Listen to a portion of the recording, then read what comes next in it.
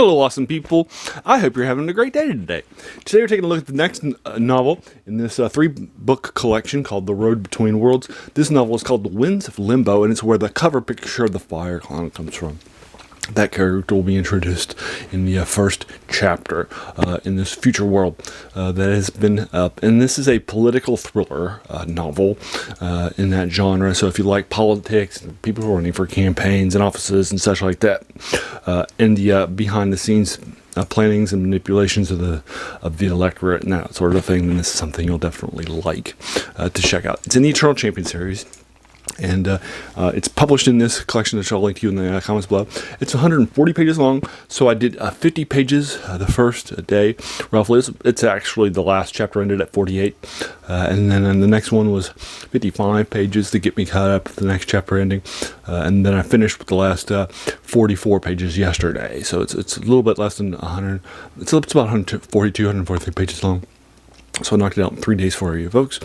So I knocked it out. Typically, my Michael Moorcock reads, when going back and rereading these series for you folks, it's typically probably around 15 pages a day, would be about an hour and 15 or 20 minutes. Something like definitely under an hour and a half. In this case, it was over an hour and a half because it was a little bit denser.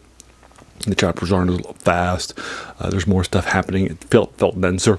So it was a little bit longer. So it took me probably more like an hour and 35, 40 minutes for each of these 3 days for me to knock it out. So it would probably be around, probably closer to from between 4.5 and 5 hours for you to knock it out in one sitting, or if an hour a day or whatever, you can knock it out pretty quickly. It's pretty short at 140 pages long. And like in this collection, this is probably as long, right, as as some books would be getting published in this oversized print, which again I'll link you to Spilla. Michael Moorcock was my favorite author in high school after I encountered his Dorian Hawkmoon Quartology that started off with the Jewel in the Skull and finished up the Rune Staff. That 4-book series that I've gone back and reread a few times, and I enjoyed it too. It also introduced me to the Eternal Champion. Then I moved to Elric, his most popular character in the series, and his sword Stormbreaker was probably more popular than Elric for folks. Anyway, so I read that stuff and enjoyed it in high school. He became my favorite writer from R.A. Salvatore, who was my favorite writer in junior high and the first year of high school. And then Michael Moorcock remained mine for the next 3 years in high school and the first 2 years in college until I encountered H.P. Lovecraft, the horror author, the creator of the Cthulhu mythos. And then he became my favorite author. And I did a deep dive into his stuff in Cthulhu mythos too, and read all his stuff. So there you are.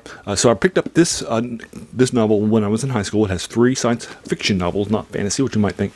And then I read them and I thought they were okay, but not amazing. And I've pretty much forgotten about them and haven't gone back and reread them since.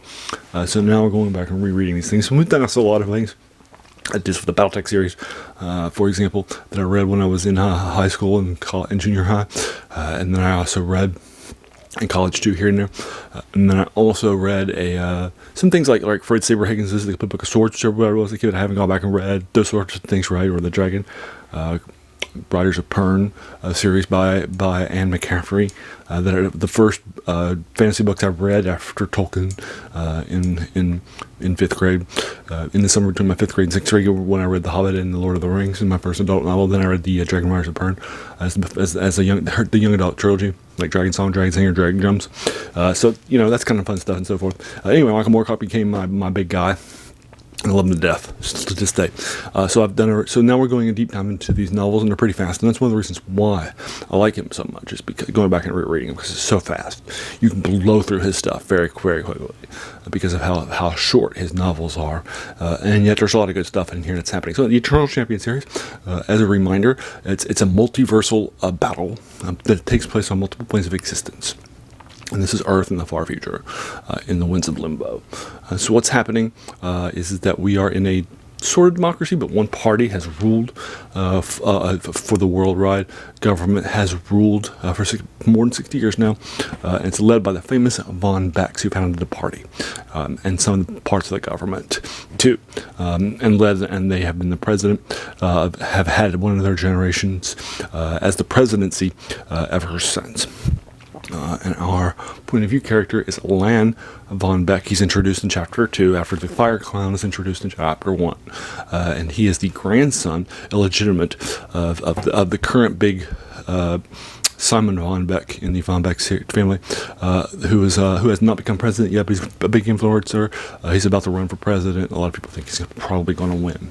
He's running against his cousin and a former lover of Lan von Beck, who is she's also another. She's created a splinter party, which is the number 2 party. She's running for president too, against Simon von Beck, the grandfather of our point of view character, Lan.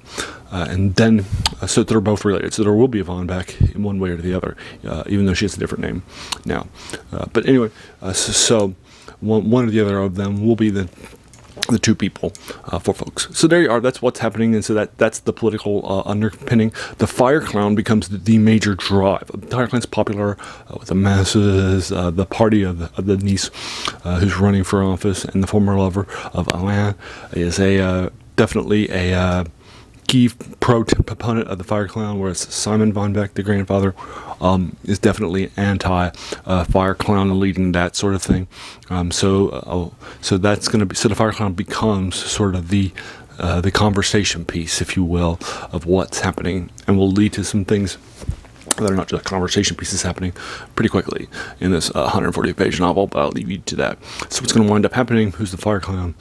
All these sorts of things are going to be found out pretty quickly, and a lot of fun stuff. So there you go. As a reminder, the channel's name is The Worst Thing About New Books.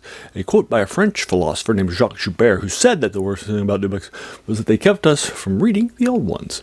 So this is an older novel that was published, before I was born in '76. Definitely an older work, decades and decades ago. So it's definitely something that's fun and a passion of my channel. As a reminder, when I was reviewing these books after having read them in high school and then mostly forgetting them, I felt that they were okay, but not that great. And I still agree with that going back to it now. So I still think that this is probably more of a 7 out of 10 than some of the previous high stuff that I gave to some of my previous novels. But I liked it. I thought it was fun, this Fire Clown stuff, and so forth. And it was good enough that it was the cover of this collection too, right? As a reminder. So there you go. I'll go ahead and leave you to it. There's my spoiler-free review. Just first few chapters that were spoiled of the 140-page novel.